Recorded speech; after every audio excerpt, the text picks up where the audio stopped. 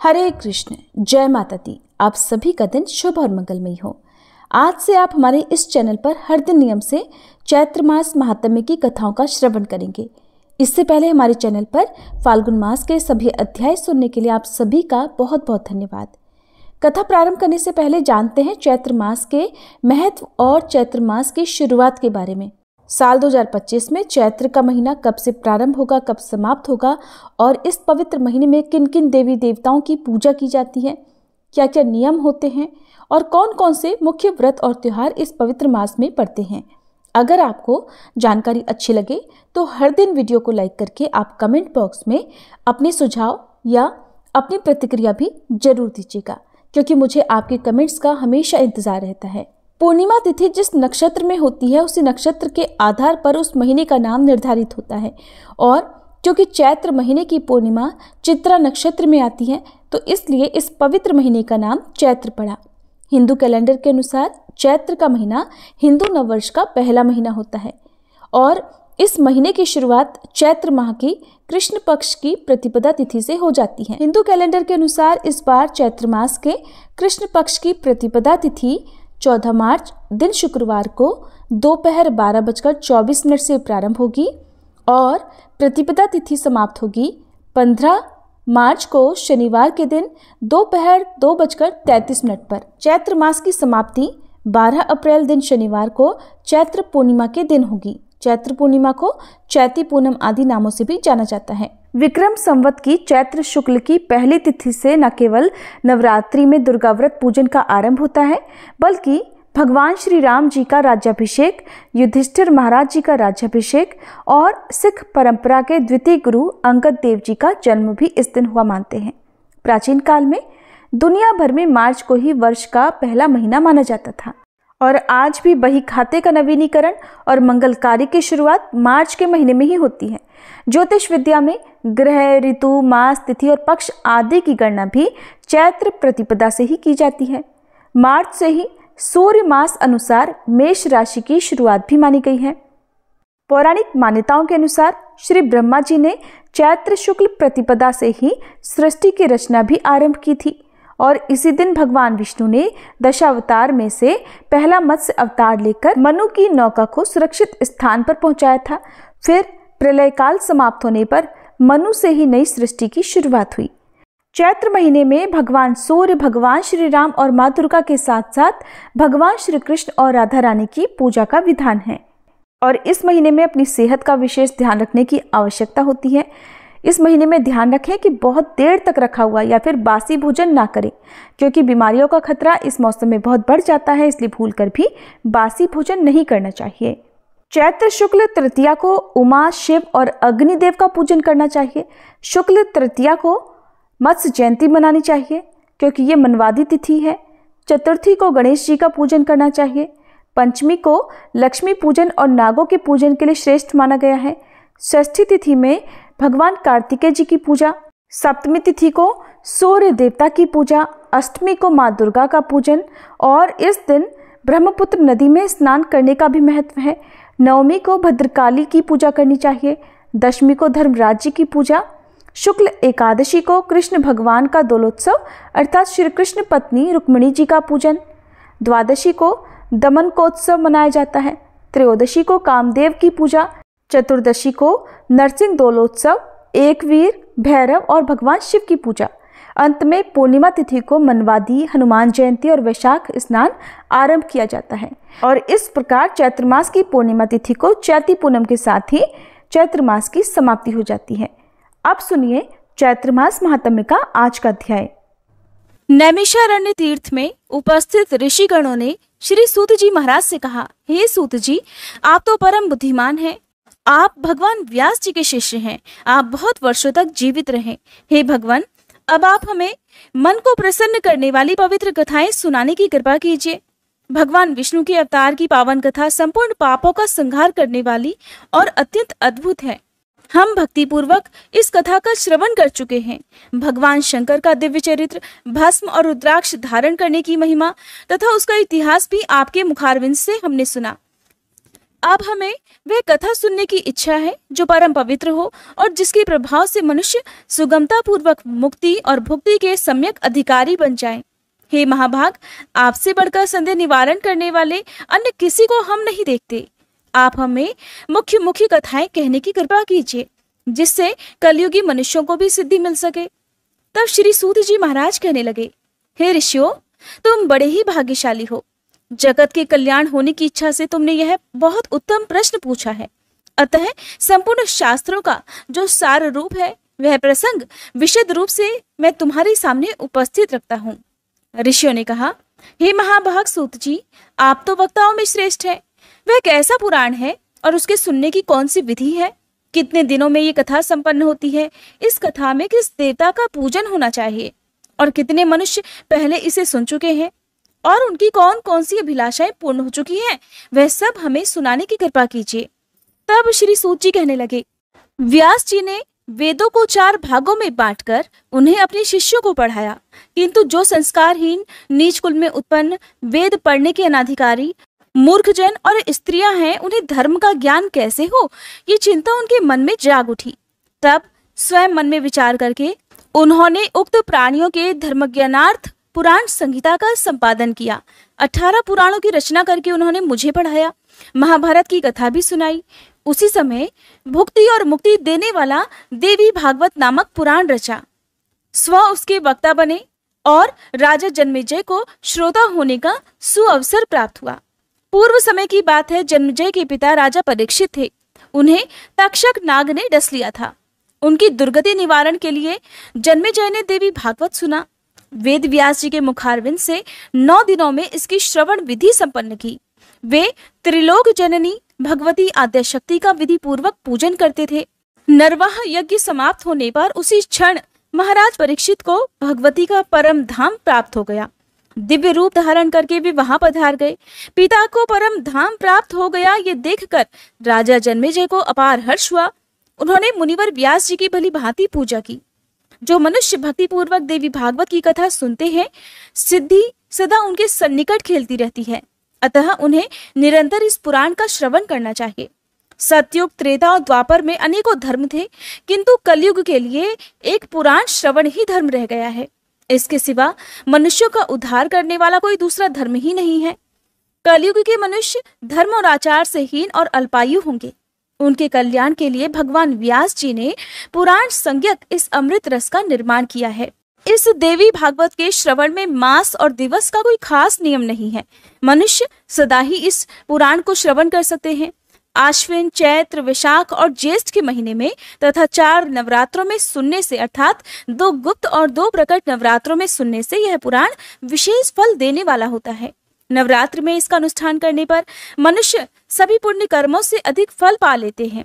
अतः इसे नवह यज्ञ कहा गया है। जो कलुषित विचार वाले, पापी, मूर्ख, मित्रद्रोही, वेद की निंदा करने वाले और हिंसा में संलग्न तथा नास्तिक हैं, उनका भी कलयुग में इस नवह यज्ञ से निस्तार हो जाता है, अर्थात उद्धार हो जाता है। महान तप, व्रत, तीर्थ, दान, नियम, हवन और यज्ञ करने पर मनुष्य को जो फल दुर्लभ रहता है, वह भी नवह यज्ञ से सुलभ हो जाता है। इसीलिए देवी भागवत सर्वोत्तम पुराण माना जाता है। ऋषियों ने श्री सूत जी से पूछा, हे महाबुद्धिमान सूत जी, महाभाग वसुदेव ने कैसे पुत्र प्राप्त किया? भगवान श्री कृष्ण ने परिभ्रमण करके प्रसेन को कहाँ खोजा और क्यों खोजा? श्रीमद् देवी भागवत की यह कथा वसुदेव जी ने किस विधि से सुनी और इसके कौन वक्ता हुए, ये बताने की भी कृपा कीजिए। श्री सूत जी बोले, भोजवंशी राजा सत्राजित द्वारका में सुखपूर्वक रहा करते थे। उनके द्वारा सदा सूर्य की आराधना की जाती थी। भगवान सूर्य ने सत्राजित की भक्ति से प्रसन्न होकर उन्हें अपने लोक का दर्शन कराया। साथ ही उन्हें एक श्यामंतक नामक मणि भी दी। सत्राजित उस मणि को गले में धारण करके द्वारका आए। वह मणि अत्यंत चमकीली थी। उसे देखकर पूर्ववासियों ने समझा कि शायद सूर्य नारायण है। अतः सुधर्मा सभा में बैठे हुए भगवान श्री कृष्ण के पास जाकर वे उनसे कहने लगे, जगत प्रभु, ये सूर्य नारायण आ रहे हैं। उनकी बात सुनकर भगवान श्री कृष्ण के मुख पर मुस्कान छा गई। वे बोले, अरे बालको, ये सूर्य नहीं है, ये तो स्यमंतक मणि धारण कर सत्राजित आ रहे हैं और मणि के कारण इनकी ज्योति फैल रही है और सूर्य देव ने ही इन्हें यह मणि दी है। फिर सत्राजीत ने ब्राह्मणों को बुलाकर उनसे स्वस्ति वाचन कराया, मणि की पूजा की और उस मणि को अपने भवन में स्थापित कर दिया। प्रतिदिन 8 भार स्वर्ण देने वाली वह मणि जहां रहती थी, वहां महामारी, दुर्भिक्ष और अन्य उत्पाद संबंधी भय कभी ठहर नहीं सकते थे। सत्राजीत के एक भाई थे, उनका नाम था प्रसेन। एक बार वे उस मणि को गले में धारण कर घोड़े पर सवार हुए और शिकार करने के लिए वन को चल दिए। उन्हें सिंह ने देखा और घोड़े सहित मारकर वह मणि ले ली। ऋक्षराज जामवन बड़ा बली था, उसने देखा सिंह मणि लिए हुए है, तो उसने बिल के द्वार पर ही सिंह को मारकर उससे वह मणि छीन ली और उसे अपने पुत्र को खेलने के लिए दे दिया। बालक भी उस चमकीली मणि को लेकर खेलने लगा। कुछ समय के बाद जब प्रसेन वापस नहीं लौटे, तब सत्राजीत को महान दुख हुआ। कहने लगे, पता नहीं किसे मणि पाने की इच्छा हो गई, जिसके हाथों प्रसेन काल का ग्रास बन गया। फिर तो जन समाज के मुख से द्वारका में इस प्रकार किंवदंती फैल गई कि हो ना हो श्री कृष्ण ने ही प्रसेन को मार डाला है, क्योंकि मणि में उनकी आसक्ति हो गई थी। ये बात भगवान श्री कृष्ण के कानों में भी पड़ी। तब अपने ऊपर लगे हुए इस कलंक को दूर करने के लिए उन्होंने कुछ पूर्ववासियों को साथ लेकर यात्रा आरंभ कर दी। वे भयानक वन में जा पहुंचे। सिंह द्वारा मारे गए प्रसेन को उन्होंने वहां देखा। रक्त से चिन्हित मार्ग को पकड़कर सिंह को खोजते हुए वे आगे बढ़े। एक बिल के द्वार पर मरा हुआ एक सिंह दिखाई दिया। तब कृपा परवश होकर वे पूर्ववासियों से कहने लगे, तुम लोग मेरे लौटने तक यही रहना। मणि लेने वाले का पता लगाने के लिए मैं इस बिल के अंदर जा रहा हूँ। बहुत अच्छा कहकर पूर्ववासी वहीं बिल के बाहर ही ठहर गए। भगवान श्री कृष्ण बिल के भीतर वहां गए जहां जामवान का स्थान था। देखा ऋषराज का बालक मणि हाथ में लिए हुए था। उन्होंने मणि छीनने का प्रयास किया। इतने में ही धाय ने भयंकर शब्दों में गर्जना आरंभ कर दिया। धाय की चिल्लाहट सुनकर वहां तुरंत ही जामवान आ पहुंचा। उसका भगवान श्री कृष्ण के साथ युद्ध आरंभ हो गया। रात दिन लगातार लड़ाई होती रही। दोनों में 27 दिनों तक घोर संग्राम चलता रहा। उधर द्वारकावासी भगवान श्री कृष्ण की प्रतीक्षा में बिल के द्वार पर ही रुके हुए थे। 12 दिनों तक तो उन्होंने प्रतीक्षा की। फिर डरकर वे अपने अपने घर को लौट गए। पहुंचने पर आरंभ से अंत तक सारा समाचार कह सुनाया। सुनकर सबको बड़ा दुख हुआ। अब वे सत्राजीत की निंदा करने लगे। अपने पुत्र की यह कष्ट कहानी महाभाग वसुदेव के कानों में भी पड़ी। परिवार सहित वे शोक सागर में डूबने उतराने लगे। अब मेरा कल्याण कैसे होगा? इस प्रकार की अनेकों चिंताएं उनके मन में उठने लगी। इतने में ही देवर्षि नारद ब्रह्मलोक से वहां पधारे। वसुदेव जी उठकर खड़े हो गए, मुनि को प्रणाम किया, उनकी यथोचित पूजा की। नारद जी ने बुद्धिमान वसुदेव जी से कुशल समाचार पूछा। फिर कहा, नारायण नारायण। वसुदेव जी, आप इतने चिंतित क्यों हैं? इसका कारण बतलाइए। वसुदेव जी कहने लगे, मेरा प्रिय पुत्र श्री कृष्ण प्रसेन को खोजने के लिए पूर्ववासियों के साथ वन में गया हुआ था। मरे हुए प्रसेन पर उसकी दृष्टि पड़ी। बिल के द्वार पर देखा कि प्रसेन को मारने वाला सिंह भी मरा पड़ा है। तब पूर्ववासियों को द्वार पर ही ठहराकर वह स्वयं अंदर घुस गया। मुने, बहुत दिन बीत गए, अब तक मेरा वह प्राण प्रिय पुत्र वापस नहीं लौटा। इसी से मैं चिंतित हूँ। कोई ऐसा उपाय बताने की कृपा कीजिए जिससे मेरा पुत्र शीघ्र ही वापस आ जाए। तब नारद जी बोले, हे यदुश्रेष्ठ, तुम पुत्र प्राप्ति के लिए अंबिका देवी की आराधना करो। उनकी आराधना से ही तुम्हारा शीघ्र कल्याण होगा। वसुदेव जी ने पूछा, हे देवर्षि, वे अंबिका देवी कौन है? उनकी क्या महिमा है और कैसे उनका पूजन होता है? भगवान, ये सब बताने की कृपा कीजिए। नारद जी बोले, हे महाभाग वसुदेव, अंबिका देवी के संपूर्ण महात्म्य को विशद रूप से कौन कह सकता है? मैं संक्षेप से कुछ कहता हूँ, सुनो। भगवती अंबिका नित्य स्वरूपिणी है। सत्य चित और आनंदमय उनका श्री विग्रह है। वे सर्वोपरि हैं। वह चराचर जगत उनसे ओतप्रोत है। उन्हीं की आराधना के प्रभाव से ब्रह्मा जी इस चराचर जगत की रचना करते हैं। मधु और कैटभ से भयभीत होने पर पितामह ने देवी की स्तुति की और वे उस भय से मुक्त हुए। उन्हीं की कृपा से भगवान विष्णु इस जगत का संरक्षण करते हैं। भगवान रुद्र पर उनकी कृपा दृष्टि पड़ी, तभी संसार के संहार में सफल हो सके। वे ही संसार बंधन में हेतु हैं, मुक्त कर देना भी उनका कार्य है। वे देवी परमा विद्या स्वरूपिणी हैं। संपूर्ण शक्तिशालियों पर भी उनका ही शासन रहता है। तुम नवरात्र विधि से उन भगवती जगदम्बिका का पूजन करके 9 दिनों में श्रीमद देवी भागवत पुराण सुनो। उस पुराण के श्रवण करने से शीघ्र ही तुम्हारा पुत्र लौट आएगा। इस पुराण के पढ़ने और सुनने वाले से भक्ति मुक्ति दूर नहीं रह सकती।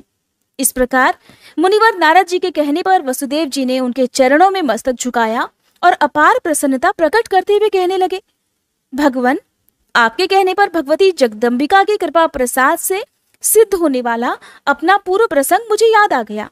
उसे मैं कहता हूँ, सुनिए। पहले की बात है, आकाशवाणी से ये जानकर कि देवी के 8वें गर्भ से कंस का निधन होगा, पापी कंस ने भय के कारण मुझे सभा में ही घेर लिया। अपनी पत्नी देवकी के साथ मुझे कारागार में जाना पड़ा। जैसे ही हमारी संतान होती, दुरात्मा कंस उन्हें मार डालता था। कंस के हाथों मेरे 6 संतानों की मृत्यु हो जाने पर देवकी के अंतःकरण में शोक का सागर उमड़ पड़ा। अब वह कल्याणी रात दिन चिंता करने लगी। तब मैंने मुनिवर गर्ग जी को बुलाकर उनके चरणों में मस्तक झुकाया, पूजा की, अनुनय विनय किया और पुत्र की इच्छा प्रकट करते हुए देवकी की कष्ट कथा उन्हें कह सुनाई। मैंने कहा, भगवान, आप तो करुणा के सागर हैं। यादवों ने आपसे दीक्षा पाई है। मुने, आप दीर्घजीवी पुत्र प्राप्त होने का साधन बतलाने की कृपा करें। तब दयानिधि गर्ग जी प्रसन्न होकर मुझसे कहने लगे, हे महाभाग वसुदेव, दीर्घजीवी पुत्र प्राप्त होने का उपाय बताता हूँ, सुनो। भगवती दुर्गा भक्तों का दुख दूर करने वाली और कल्याण स्वरूपिणी है। तुम उन्हीं की आराधना करो। उनकी कृपा से तुम्हारा तुरंत कल्याण हो जाएगा, क्योंकि उनकी उपासना से अखिल जनों के समस्त मनोरथ भी पूर्ण हो जाते हैं। भगवती दुर्गा में भक्ति रखने वाले मनुष्यों को जगत में कुछ भी वस्तु दुर्लभ नहीं है। मुनि के ऐसा कहने पर हम पति पत्नी दोनों के हृदय में अपार हर्ष छा गया। मैंने अत्यंत भक्ति पूर्वक उनको प्रणाम किया और हाथ जोड़कर कहा, भगवान, आप तो परम दयालु हैं। अगर आपकी मुझ पर कृपा हो तो मथुरापुरी में रहकर ही आप मेरे लिए भगवती जगदम्बिका की आराधना आरंभ कर दीजिए। महामते, मैं कंस के यहाँ बंदी बना हुआ हूँ। इस समय मुझसे कुछ भी होने की संभावना नहीं दिखती, इसलिए आप ही इस दुख रूपी दुस्तर सागर से उद्धार करने की कृपा कीजिए। इस प्रकार मेरे कहने पर मुनिवर गर्ग प्रसन्न होकर बोले, वसुदेव, तुम मेरे अति प्रेम पात्र हो, इसलिए तुम्हारे कल्याण के लिए मैं अवश्य ही यह प्रयास करूंगा। फिर तो मेरे प्रेम पूर्वक प्रार्थना करने पर मुनिवर गर्ग जी भगवती जगदम्बिका की आराधना करने के लिए कुछ ब्राह्मणों को साथ लेकर विंध्य पर्वत पर चले गए। वहां पहुंचकर वे भक्तों के मनोरथ पूर्ण करने वाली जगन माता के जप और पाठ में संलग्न होकर उनकी आराधना करने लगे। अनुष्ठान समाप्त होने पर आकाशवाणी हुई कि मुने, मैं प्रसन्न हूँ, तुम्हारा कार्य अवश्य सिद्ध होगा। पृथ्वी का भार दूर करने के लिए मैंने श्री विष्णु को आदेश दिया है कि वे वसुदेव के यहाँ देवकी के गर्भ से अपना अंशावतार ग्रहण करेंगे। उनके प्रकट होते ही वसुदेव जी कंस के डर से उन्हें लेकर गोकुल में नंद जी के घर पहुंचा देंगे। साथ ही यशोदा जी की कन्या को ले जाकर अपने यहाँ आए हुए कंस को दे देंगे और फिर कंस उस कन्या को जमीन पर दे मारेगा। इतने में ही वह कन्या कंस के हाथ से छूट जाएगी। उसका अत्यंत मनोहर रूप हो जाएगा। मेरा ही अंश रूप विग्रह धारण करके वह विंध्य गिरी पर जाकर जगत के कल्याण में संलग्न हो जाएगी। इस प्रकार आकाशवाणी सुनकर मुनिवर गर्ग जी ने जगदम्बिका को प्रणाम किया। अत्यंत प्रसन्न होकर वे मथुरापुरी में आए। मैंने उनके मुख से देवी का वरदान सुना। सुनते ही हम पति पत्नी दोनों को ही बड़ी प्रसन्नता हुई। मेरे हृदय में तो आनंद का समुद्र उमड़ पड़ा। तभी से भगवती जगदम्बिका का उत्तम महात्म्य मैं जानता था। देवर्षि, आज भी आपके मुखारविंद से वही महात्म्य मैं सुन रहा हूँ। अतः हे प्रभु, आप ही मुझे श्रीमद देवी भागवत सुनाने की कृपा कीजिए। देवर्षि, आप तो दया के सागर हैं। मेरे सौभाग्य से ही आपका यहाँ पधारना हुआ है। वसुदेव जी की बातें सुनकर नारद जी प्रसन्न हो गए। शुभ दिन और शुभ नक्षत्र में उन्होंने कथा आरंभ कर दी। कथा की निर्विघ्न समाप्ति के लिए अनेकों ब्राह्मण नरवाण जप करने लगे।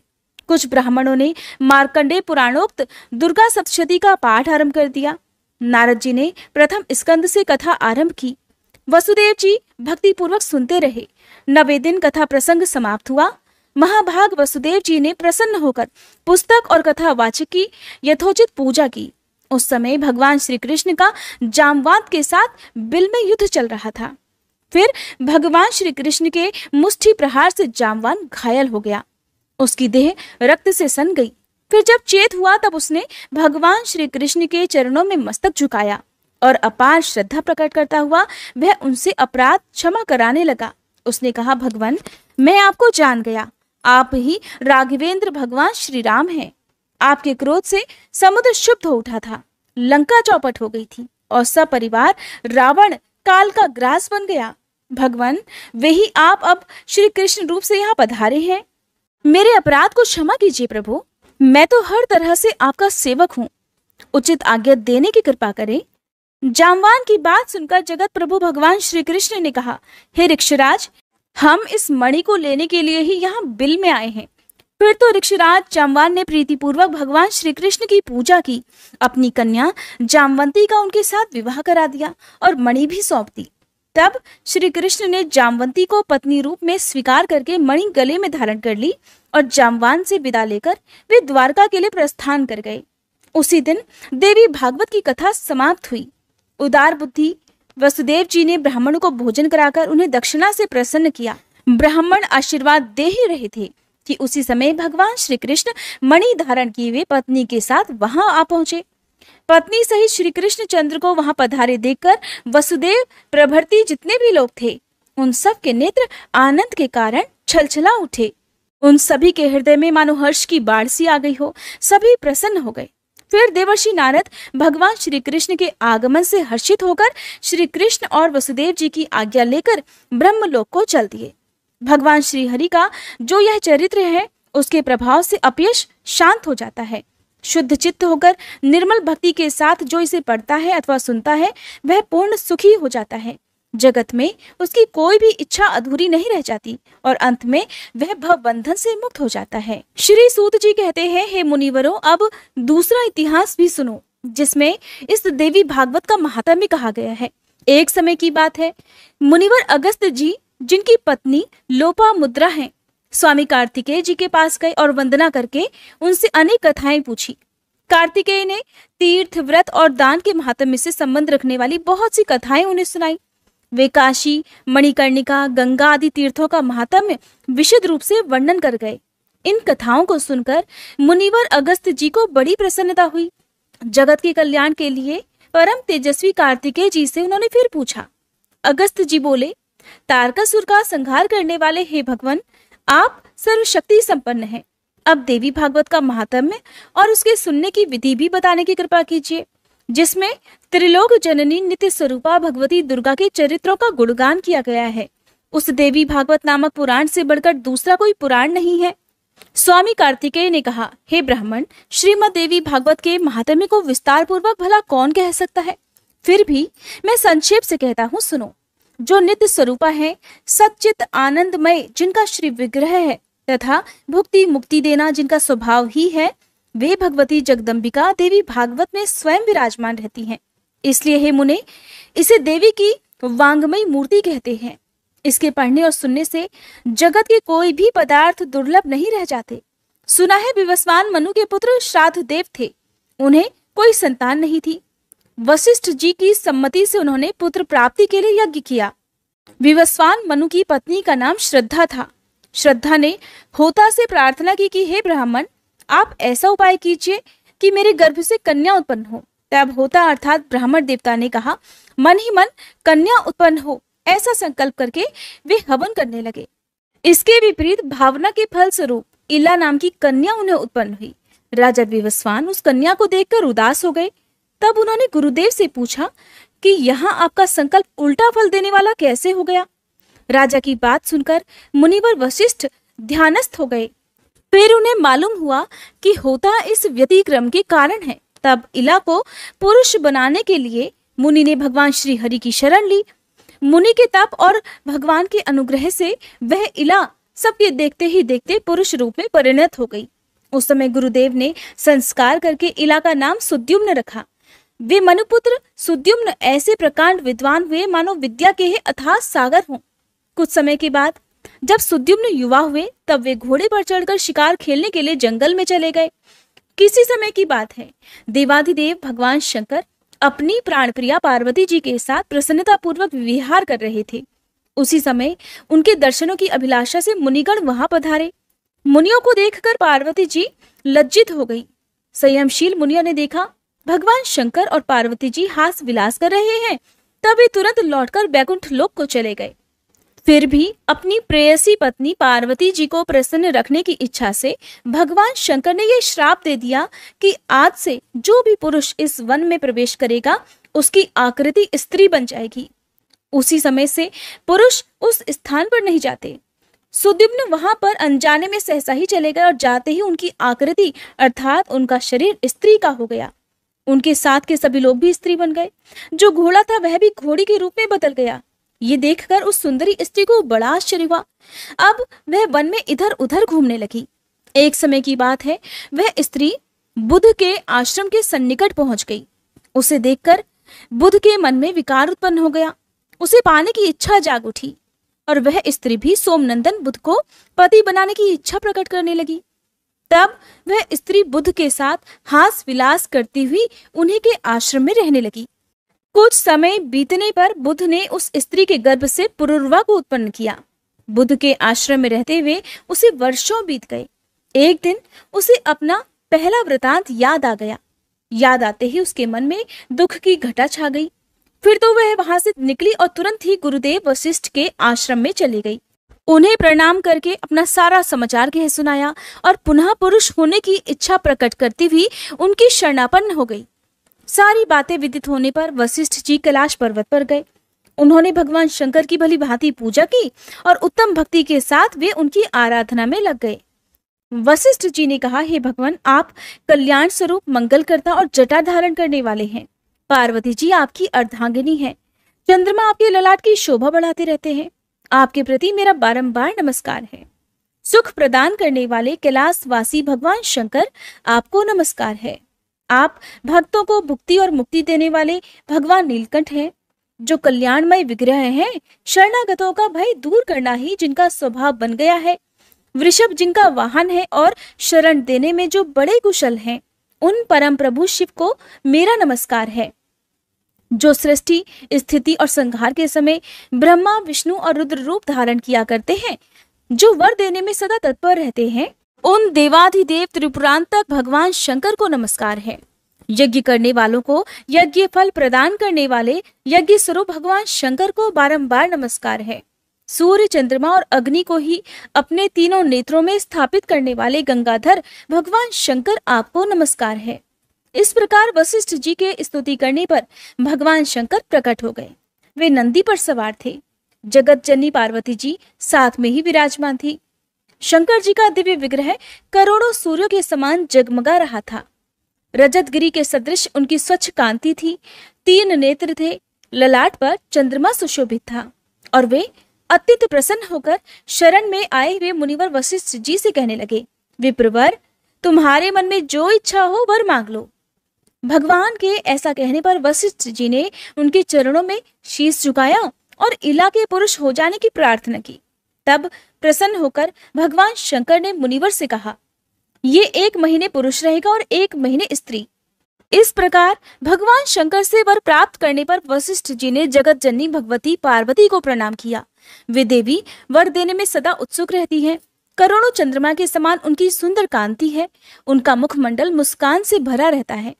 इला सदा के लिए पुरुष बन जाए, इस कामना से मुनि भक्ति पूर्वक देवी पार्वती की पूजा करके उनकी स्तुति करने लगे।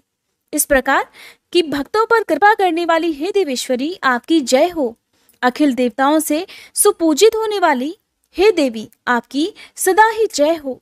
अनंत गुणों की आश्रय भूता देवी, आपकी जय हो। शरणागतों पर अनुग्रह करने वाली देवेश्वरी, आपको बारंबार नमस्कार है। दुख दूर करने वाली और दुष्ट दैत्यों की संहारणी हे भगवती दुर्गे, आपकी जय हो। भक्ति से प्रसन्न होकर दर्शन देने वाली जगदम्बिके, आपको प्रणाम है। हे महामाये, आपके चरण कमल संसार रूपी समुद्र को पार करने के लिए नौका हैं। धर्म अर्थ काम और मोक्ष प्रदान करने वाली देवेश्वरी, आप प्रसन्न हो जाइए। देवी, कौन है जो आपकी स्तुति कर सके? मैं तो बस केवल आपको प्रणाम कर रहा हूँ। भगवती दुर्गा साक्षात नारायणी है। वशिष्ठ जी के भक्ति पूर्वक इस प्रकार स्तुति करने पर वे तुरंत ही प्रसन्न हो गई। फिर शरणागतों का दुख दूर करने वाली उन महादेवी ने मुनि से कहा, तुम सुद्युम्न के घर जाकर भक्तिभाव से मेरी आराधना करो। हे द्विजवर, तुम प्रसन्नता पूर्वक 9 दिनों में सुद्युम्न को श्रीमद देवी भागवत सुनाओ। वह पुराण मुझे बहुत प्रिय है। उसके सुनते ही वह उसी क्षण पुरुष हो जाएगा। इस प्रकार कहकर भगवान शंकर और देवी पार्वती अंतर्ध्यान हो गए। अब मुनिवर वशिष्ठ जी उस दिशा को प्रणाम करके अपने आश्रम में चले आए। उन्होंने सुद्युम्न को बुलाया और देवी की आराधना करने की सारी बात कह सुनाई। आश्विन मास के शुक्ल पक्ष में नवरात्रि विधि का पालन करते हुए मुनि ने भगवती जगदम्बिका की पूजा की और राजा सुद्युम्न को श्रीमद् देवी भागवत पुराण सुनाना आरंभ कर दिया। राजा भी वह अमृतमयी कथा भक्तिभाव से सुनने में संलग्न हो गए। कथा समाप्त होने पर उन्होंने गुरुदेव को प्रणाम करके उनकी पूजा की और फिर वे इस प्रकार सदा के लिए ही पुरुष हो गए। तब मुनिवर वशिष्ठ ने सुद्युम्न को राज्य पर अभिषिक्त किया। अभिषेक करने के साथ ही सुद्युम्न प्रजाजन को प्रसन्न करते हुए भूमंडल पर राज्य करने लगे। उन्होंने तरह तरह के यज्ञ जिनमें प्रचुर दक्षिणा दी जाती है, उन सब से देवी की पूजा की। फिर पुत्रों को राज्य सौंपकर स्वयं भगवती के परम धाम को चले गए। विप्रो, मैंने विशद रूप से यह इतिहास कह सुनाया।